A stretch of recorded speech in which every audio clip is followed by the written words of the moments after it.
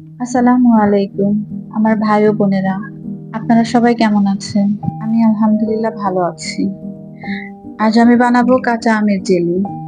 যদিও এখন কাঁচা আম পাওয়া যায় না, আমি মূলত আমগুলো আচারের জন্য ডিপে রেখেছিলাম, সেটা দিয়েই বানাবো। ফার্স্টে আমগুলো ভালো করে ধুয়ে পাতিলে তুলে চায়ের মগের 3-4 মগ পানি দিয়ে ঢেকে বলক আসা পর্যন্ত জাল দিব।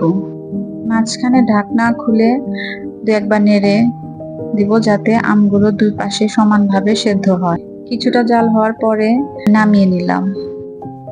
এবার একটা ছাঁকনি দিয়ে পানিটা ছেঁকে আলাদা করে নিলাম। আর এই পানিটা দিয়েই আমি জেলি বানাবো।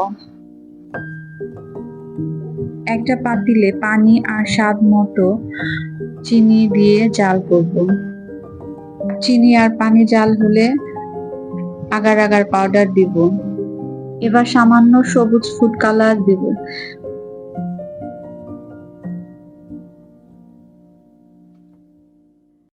1 মিনিট নাড়াচাড়া করার পর দেখুন কালারটা কি সুন্দর আসছে।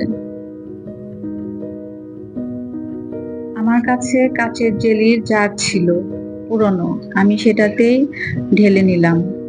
জেলিটা জমাট বাঁধার জন্য ফ্রিজে ঘন্টা খানেকের মতো রেখেছিলাম। দেখুন এবার সুন্দর হয়ে জেলিটা রেডি হয়ে গেছে। খুব বেশি উপকরণ লাগেনি কাঁচা আমের এই জেলি তৈরি করতে, কিন্তু খেতে দারুণ মজার হয়েছে। যদি আমার ভিডিওটা ভালো লাগে তাহলে লাইক করুন, সাবস্ক্রাইব করুন।